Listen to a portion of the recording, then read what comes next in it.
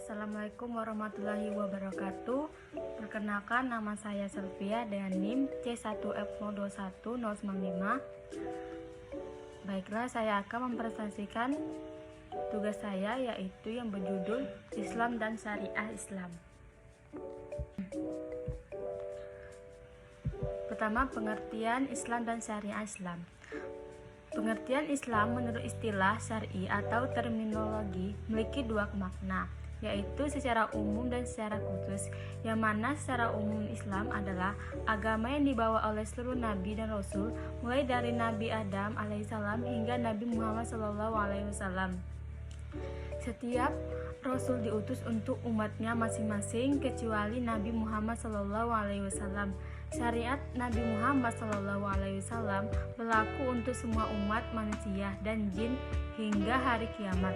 Sedangkan secara khusus, Islam adalah agama yang diturunkan oleh Allah Subhanahu wa Ta'ala dengan perantara malaikat Jibril alaihissalam dan disampaikan oleh Nabi Muhammad SAW kepada umat manusia sebagai petunjuk dan pedoman hidup di dunia.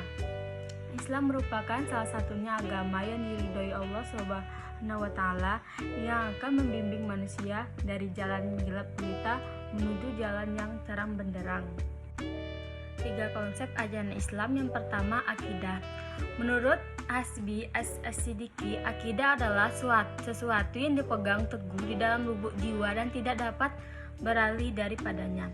Sistem kepercayaan Islam atau akidah dibangun di atas dasar keimanan yang lazim disebut rukun iman. Yang kedua, syariah. Berisi peraturan dan perundang-undangan yang mengatur aktivitas yang seharusnya dikerjakan dan tidak boleh dikerjakan manusia. Secara terminologis, syariah berarti semua peraturan agama yang ditetapkan oleh Allah Subhanahu wa Ta'ala untuk kaum muslim. Yang ketiga, akhlak. Dalam Kamus Bahasa Indonesia, kata akhlak diartikan sebagai budi pekerti atau kelakuan. Sedangkan menurut pandangan Islam, akhlak merupakan dorongan dari keimanan seseorang sebab keimanan harus ditampilkan dalam perilakunya sehari-hari. Dengan demikian, akhlak adalah perilaku yang dimiliki oleh manusia, baik akhlak terpuji atau akhlakul karimah maupun akhlak tercela, akhlakul mazmumah. Dalam prakteknya, akhlak bisa dikatakan buah hasil dari akidah yang kuat dan syariah yang benar. Hukum Islam serta klarifikasi hukum Islam. Yang pertama, wajib atau fardu adalah suatu perkara yang harus dilakukan oleh seorang muslimah yang telah dewasa dan waras atau muhalaf, di mana jika dikerjakan mendapat pahala dan apabila ditinggalkan akan mendapat dosa. Contoh, sholat 5 waktu, pergi haji, atau jika telah mampu membayar zakat dan lain-lain. Hukum wajib terdiri dari 2 jenis, yaitu wajib ain, yang mana suatu hal yang dilakukan oleh semua orang mukallaf seperti sholat fardu, puasa, Ramadan, zakat, haji, bila yang telah mampu, dan lain-lain. Yang kedua, sunnah. Sunnah adalah suatu perkara yang bila dilakukan umat Islam akan mendapatkan pahala dan jika dilaksanakan tidak berdosa. Contoh, sholat sunnah, puasa Senin Kamis, sholat tahajud, memelihara jenggot dan lain sebagainya. Hukum sunnah terdiri 2 jenis, yaitu sunnah muakkad, yang mana sunnah yang sangat dianjurkan Nabi Muhammad SAW seperti sholat id dan sholat tarawih. Dan sunnah ghairu muakkad adalah sunnah yang jarang dilakukan oleh Nabi Muhammad SAW seperti puasa Senin Kamis dan lain-lain. Yang ketiga, haram.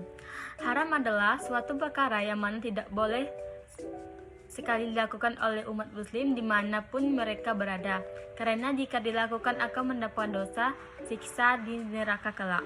Contoh, main judi, minum minuman keras, zina, durhaka pada orang tua, membunuh, fitnah, dan lain-lain. Yang keempat, makruh.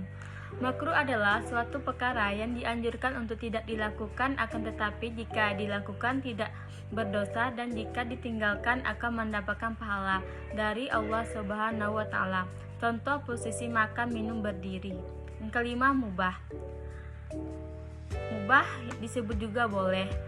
Mubah adalah perkara yang jika dikerjakan seorang muslim mukallaf tidak akan mendapat dosa dan tidak mendapat pahala.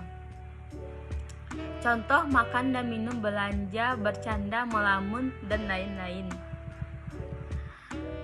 Sasaran hukum Islam.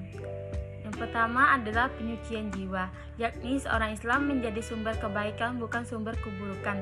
Hal ini ditempuh dalam berbagai ibadah yang intinya adalah membersihkan jiwa dan dari kotor-kotoran atau penyakit dengki, memperkokoh kesetiakawanan sosial, misalnya dalam ibadah sholat, puasa, dan zakat.